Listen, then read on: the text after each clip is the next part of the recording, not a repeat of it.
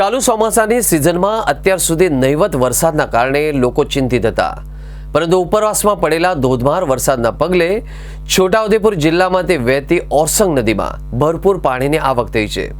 આ સિઝનમાં પહેલીવાર ઓરસંગ નદી બંને કાંઠે વહેતી થતા ડભોઈ અને છોટાઉદેપુર પંથકમાં આનંદનો માહોલ પણ છવાયો છે। આ નયનરમ્ય દ્રશ્યો ડભોઈના ચણવાડા ગામ નજીક જોવા મળ્યા હતા। છેલ્લા 24 કલાક દરમિયાન મધ્યપ્રદેશ અને ગુજરાતના સીમાવર્તી વિસ્તારોમાં ભારે વરસાદ નોંધાયો છે, જેના કારણે છોટાઉદેપુરની જીવાદોરી સમાન ઓરસંગ નદીમાં નવા નીર આવ્યા છે અને ખાસ કરીને ઓરસંગની સહાયક નદી હેરણ નદીમાં પણ ઘોડાપૂરની સ્થિતિ સર્જાતા હેરણનું જળસ્તર પણ પાણીમાં ઓરસંગમાં ભળ્યું હતું, જેના પરિણામે ઓરસંગ નદી બંને કાંઠે વહેતી થઈ હતી।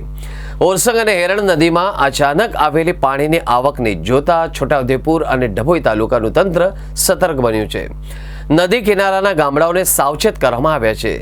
પોલીસ તંત્ર અને સ્થાનિક સ્વરાજ્યની સંસ્થાઓ દ્વારા લોકોને અપીલ પણ કરવામાં આવી છે કે નદી કાંઠે જવું નહીં કે માછીમારી કરવા તેમજ પશુઓને પાણીમાં ઉતારવા સાવચેતી રાખવી, કારણ કે નદીમાં પાણીનો પ્રવાહ હજુ પણ વધવાની સંભાવના છે।